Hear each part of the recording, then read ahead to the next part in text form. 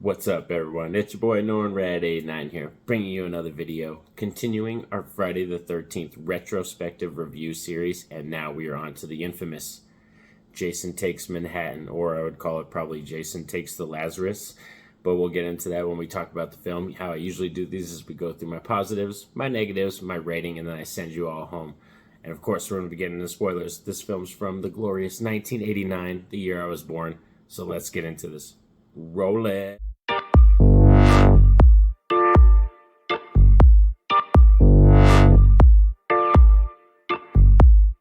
Friday the 13th, Part 8, Jason Takes Manhattan. Yes, this is a very infamous film in the franchise because it's polarizing. You either, I think, really love this film or you really hate it. And I fall into the camp of I don't like this film. And it kind of sucks because I really wish I liked this film. And I've given this film a lot of chances. I've watched it many rewatches when I've been going through the Friday the 13th series, and I rewatch them a bunch of times or even around Halloween time. So this film does get a lot of watches and stuff. But we'll get into the positives. What I do like about this film is that there are some cool dramatic moments that I do like between the characters. I might not enjoy the characters, but there are some cool dramatic moments between the characters, and the fact that they're dealing with Jason on a boat, but it just seems so small and so localized, but it is something different. So that's what you got to highlight too. It is something different, but I wasn't someone who was always clamoring for change when it came to the Friday the 13th franchise, so that's why I wasn't always very huge on this one, but there are some definitely different dramatic moments in this film compared to the previous Jason films. Score too, I think, is on point. I still think the music and the score is on point. Like I said, pretty much all the Jason films throughout all the franchise, I think, have an awesome score and are music that I would listen to and stuff like that in my daily home when I'm cleaning and everything. So that is still on point.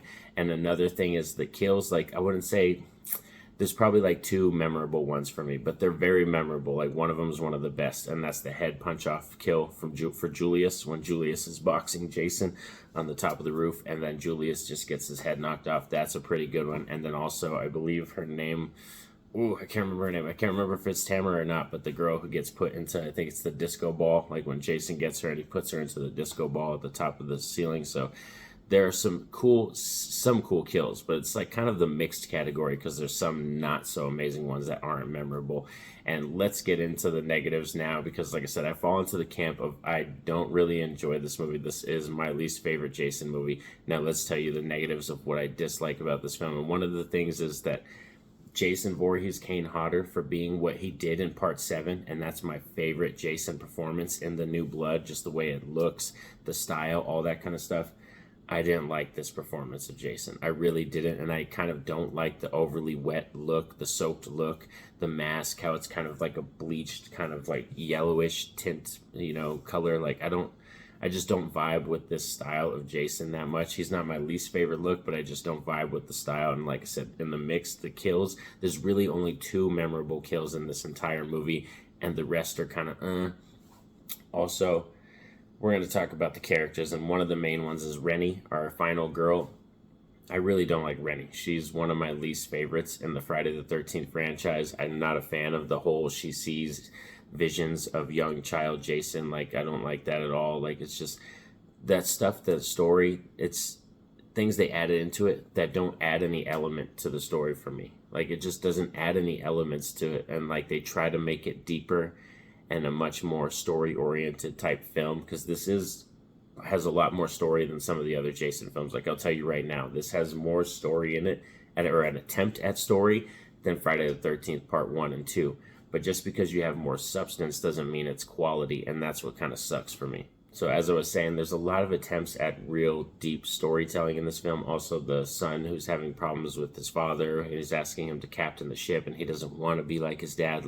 There's all these little mini subplots of a lot going on, but it's not fleshed out that well and all that stuff. And then we'll talk about it now because we're getting into it. It's not a huge negative, but it's probably the main negative most people bring up, is that this film doesn't really take place in Manhattan, and it's only kind of set in New York for the last 12 minutes of this movie, and the third act isn't the best. This third act is probably one of the weakest third acts for me. It's just not intense. It doesn't grab me. It's not like when I'm watching Friday the 13th Part 6 or Part 1 or Part 3.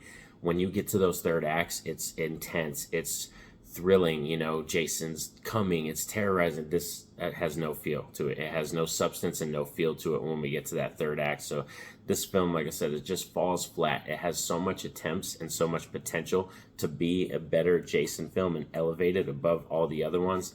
But for me, yeah, it just falls flat in that area. So in my book, for me, like my rating, this isn't like a horrible movie. Like I wouldn't be like, oh, never watch this. Like, don't ever watch this. I can watch this and still find some fun in it because there's some things I like, and I love the Jason character, and I kind of watch this film just to, like, you know, kind of laugh at it, make fun of it, and like just live in that moment. And it is from '89, so that was the year I was born, so I do have some nostalgic love for it. So this film is going to get a 5 out of 10. It's an average, you know, slasher film. It just could have been so much better, and I really wish it wasn't named Jason Takes Manhattan. They could have went with something completely different and just surprised us at the end that we got to Manhattan. Like that would have been fine. That would have been cool. So many other people would be cool with this movie if they did that. Just that simple change, and that's it. But like I said, we have a main problem for me is the characters. There's a lot of attempts at story in this film, and I think it just doesn't work. So those are the elements that kind of fall flat in this film. But that's just my opinion.